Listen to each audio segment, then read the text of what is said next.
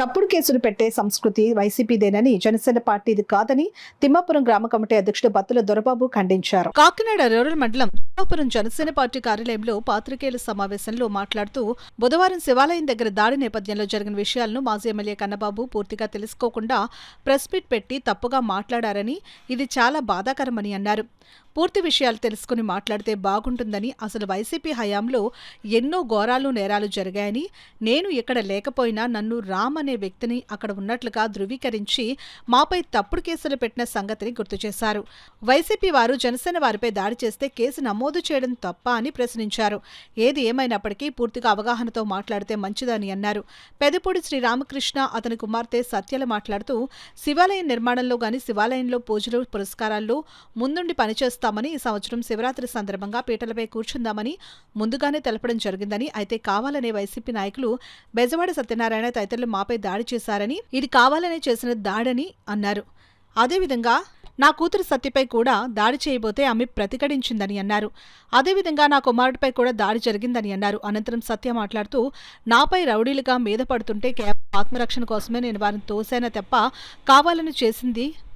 కావాలని చేసిన పని కాదని, ఒక మహిళగా ఆత్మరక్షణ కోసం చేసిన పని తప్ప అని వైసీపీ వాళ్ళని ప్రశ్నించారు.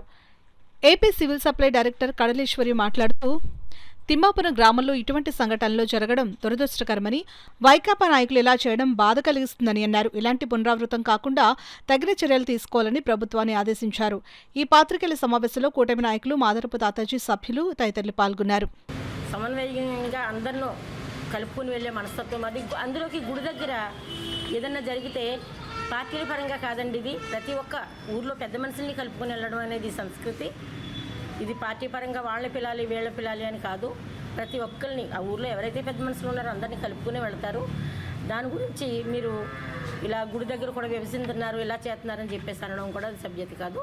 అలాగే ఒక ఆడపిల్లని టచ్ చేయని చోట టచ్ చేసి గుండెల మీద పెట్టి గెంటితే ఎవరైనా అలా చూస్తూ ఊరుకోరండి. ఆ అమ్మాయి గెంటడమో లేకపోతే తన రక్షించుకోవడం కోసం ఏదో ఒకటి చేస్తుంది. దాన్ని మీరు పదే జీవించి ఆ అమ్మాయి కొట్టింది అని చెప్పడం అంటే, ఒక ఆడపిల్ల తనని టచ్ చేసే సమయంలో ఎవరైనా సరే ప్రతిఘటించారు. అది మీరు తెలుసుకుని దాన్ని ఒకసారి మళ్ళీ చూడండి.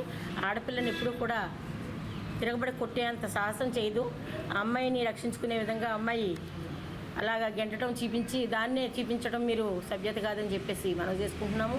అలాగే ఇంకొక విషయం జరిగిందంటే, నేను ఎప్పుడో మొన్న జరిగిన దాంట్లో ఆవుల్ని చంపేసే అంత క్రూరత్వం ఎవరికి ఉంటుందో నాకు అర్థం కాదండి.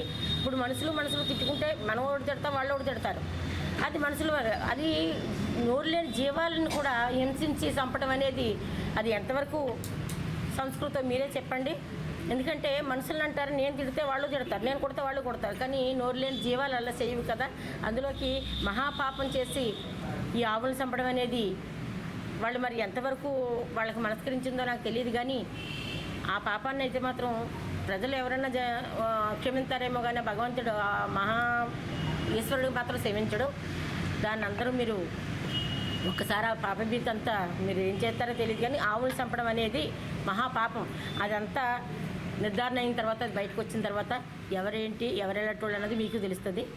ఇవాళ ప్రెస్ మీట్లో నా మీద ఏదో ప్రత్యేకంగా శ్రద్ధ తీసుకుని ఏదో ఆరోపణలు చేశారు. గుడిలో మేమే పూజ చేయాలి, ఫస్ట్ పూజ నేనే చేయాలా, నేను వచ్చేదాకా ఆగాలన్న చేసింది అబద్ధం. ఆ అబద్ధాన్ని నిజం చేసి మీరు ఏదో మమ్మల్ని కించపరచడానికి చేస్తున్న పని. గుడికి ఎవరో అతిథులు కాదు, ఎవరు ముందు వచ్చినా ఎవరు చేసినా అలా చేసుకుంటారు. ఊళ్ళో ఎంక్వైరీ చేసుకోవచ్చు, మీరు ప్రజల్ని చేసుకుని మాట్లాడితే మీ మర్యాద మీ గౌరవం బాగా పెరుగుద్ది. లేని మాటలు ఆరోపణలు చేసి మమ్మల్ని కించపరిస్తే అది అంతవరకునే ఉండదు, ఇంకా ముందుకు వెళ్ళవలసి ఉంటుంది. ఈ గుడి అన్నది ఓ పెద్ద మనిషి 10 లక్షలు ఇచ్చానని పోలీసు వారి ముందు చెప్తున్నాడు. 11,11,011 రూపాయలు ఇచ్చాడు అతను. 1,11,1111 రూపాయలు ఇచ్చాడు అతను సందా ఇచ్చి నేనే నా ఆధ్వర్యంలో చేసుకున్నాడే. మేము 45 లక్షలు 50 లక్షల దాకా ఇచ్చాము. ప్రజలు 25, 26, 27 ఇచ్చారు. కట్టిన తర్వాత కొంత ఇచ్చారు, కట్టిన ముందు కొంత ఇచ్చారు. అన్నీ సందాలు వేసి కట్టాం. సందాలు వేసిన తర్వాత అతను వెనకాల ఉన్నంతసేపు మేము బాగానే ఉన్నాం. వెనకాల నుంచి వచ్చేసిన తర్వాత కూడా మా చైర్మన్ గారు కూర్చున్నప్పుడు కూడా బాగానే ఉన్నాడే. ఈ సంవత్సరం నేను కూర్చుంటున్నానని తెలిసి ప్రజలను రెచ్చగొట్టి నువ్వు కూర్చో అని ముందుకొచ్చి తోచి ఇతను రాజకీయ లబ్ధి పోతుందని నిలబెట్టుకోవడం గురించి చేస్తున్నాడు తప్ప ఆరోపణలు. అతను కూర్చుంటాడా, అతను చేస్తాడా? ఏం చేసినా మేమే చేయాలి. గుడికి ఎప్పుడన్నా వస్తాడా? సోమవారం ఒక రోజు వచ్చి వెళ్ళిపోతాడు. ఉన్న మంచి సెట్లు అన్నీ జీతబత్యాలు, బంతులు, శివుడికి కావాల్సిన అన్ని కార్యక్రమాలు మేమే చేస్తాం. మీరు కన్నబాబు గారు మీరు మాట్లాడుతూ పోలీసుల సమక్షంలో ఇరు వర్గాలు కొట్టుకుంటే ఇద్దరి మీద పడ్డాం. అక్కడ పోలీసులు లేరండి. మేము మా ఇది అని చెప్పుకోవడానికి గుడికి వెళ్ళి కూర్చుని మాట్లాడుకుంటుంటే మేము మా పత్రికా ప్రకటన మేము రిలీజ్ చేస్తుంటే మా మీద అన్యాయంగా దాడి చేశారు.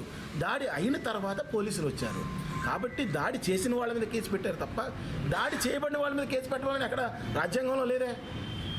దీన్ని పూర్తిగా మీరు అవగాహన తెచ్చుకుని మాట్లాడతారని చెప్పేసి తెలియజేస్తున్నాం. గుడిని రాజకీయంగా ఉపయోగిస్తున్నా అన్నారు. అయ్యా కన్నబాబు గారు, తిమ్మాపురం గ్రామంలో గుడిని రాజకీయాలు చేసిన సంస్కృతి వైసీపీ పార్టీ నుంచే వచ్చింది. పలానా వర్గం దగ్గరికి చందాలు వెళ్ళకూడదు, పలానా వర్గం దగ్గరికి డొనేషన్కి వెళ్ళకూడదని తీసుకొచ్చిన సంస్కృతి బెజవాడ సత్యనారాయణ గారిది.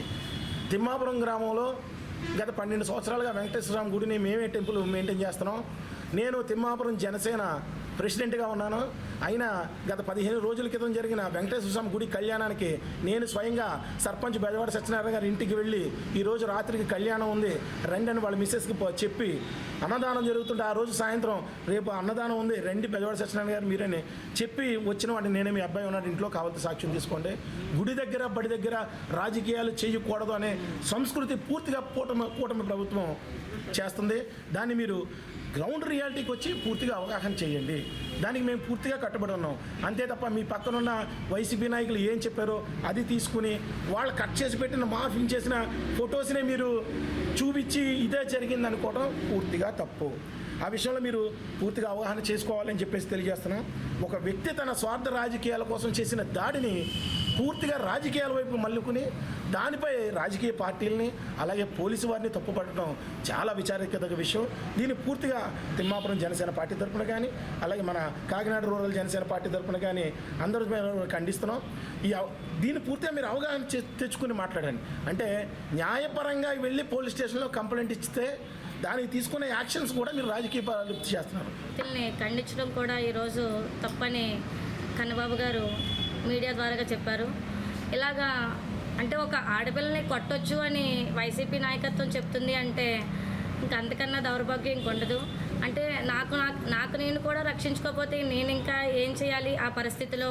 తనకన్నా ఏం చేయను ఆ టైంలో నా మీదకి వచ్చి కొడుతున్నప్పుడు. అలా కాకపోయినా గుడి దగ్గర మేము చేసిన దాంట్లో ఏది విచారం చేసుకోకుండా ఏది ఎలా ఉంది మేము అంతా న్యాయబద్ధంగానే వెళ్ళాం.